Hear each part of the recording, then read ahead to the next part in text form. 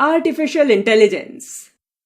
Artificial intelligence, AI, is a branch of computer science that simulate human intelligence into machines, especially in computer systems, so that they can think and perform actions similar to humans.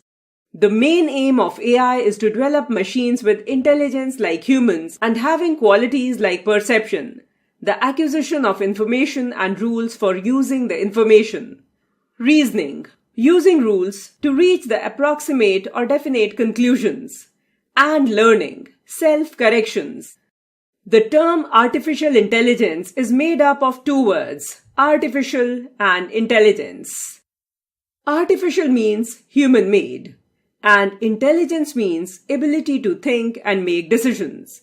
In simple words, artificial refers to the things made by humans, and intelligence refers to the ability of people to think and learn from their past experiences.